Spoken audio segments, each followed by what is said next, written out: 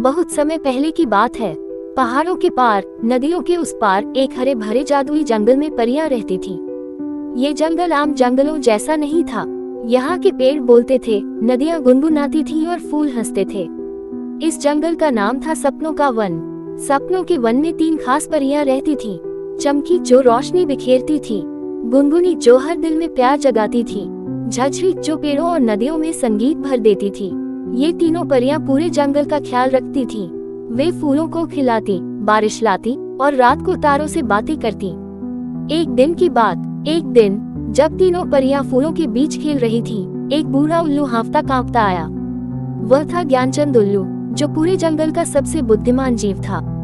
बचाओ बचाओ, वह चिल्लाया। परियां घबरा गईं। क्या हुआ ज्ञानचंद बाबा? चमकी ने पूछा। जंगल की जड़ें सूख रही हैं, नदियां धीरे धीरे गायब हो रही हैं। किसी ने जादू करके सपनों के वन को खतरे में डाल दिया है। गुनगुनी ने घबरा कर पूछा, किसने बाबा? ज्ञानचंद ने अपनी बड़ी आंखें फैलाकर कहा, काला जादूगर अंधकारिल ने। वो सपनों के वन को उजाड़ना चाहता है ताकि वहाँ अपना अंधेरा फैल सके। परियां सिहर उठी, पर वे डरने वाली नहीं थीं। उन्होंने मिलकर कसम खाए, हम अपने सपनों के वन को बचाएंगी। जादुई सफर की शुरुआत। चमकी, गुनगुनी और झझरी ने अपनी जादुई छड़ियां उठाई और सफर पर निकल पड़ी।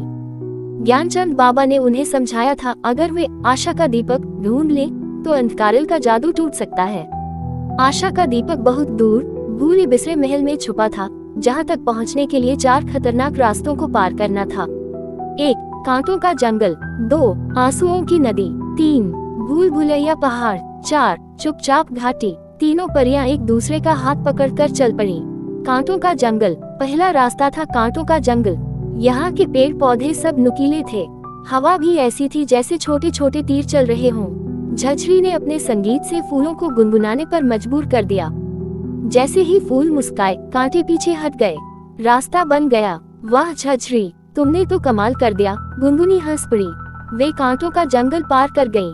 आंसुओं की नदी। दूसरा रास्ता था आंसुओं की नदी।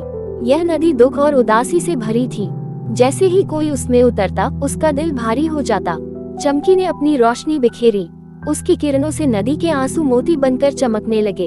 धीरे धीरे पानी साफ हुआ और नदी पार हो गई। चमकी, तुम्हारी रोशनी तो जादू है, गुनगुनी ने खुशी से कहा। भूल भुलैया पहाड़। तीसरा रास्ता था भूल भुलैया पहाड़।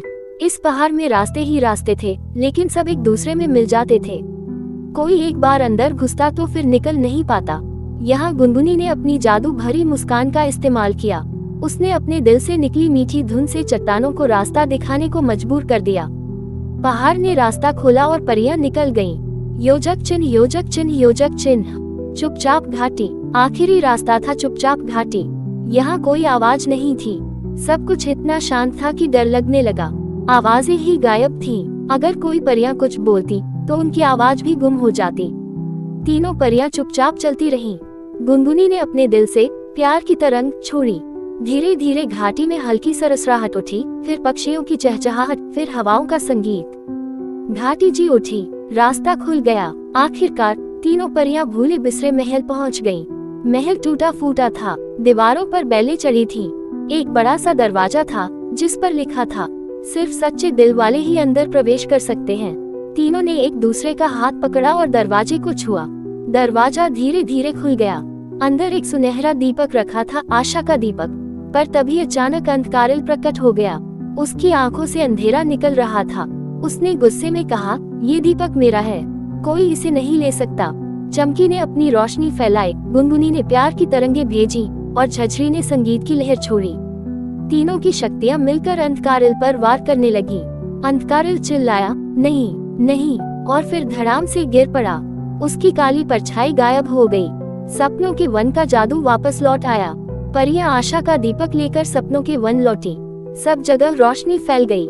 नदियां फिर से गुनगुनाने लगी, पेड़ हंसने लगे और बच्चे फिर से सपनों के जंगल में खेलने लगे। ज्ञानचंद बाबा ने तीनों परियों को गले लगाते हुए कहा, तुम तीनों ने हमें फिर से सपनों का उपहार दिया है। जंगल में एक बड़ा जश्न हुआ। परियां झूमी, नाची, गाईं। रात को आसमान में सितारों ने लिखा, सपनों का वन अमर रहे।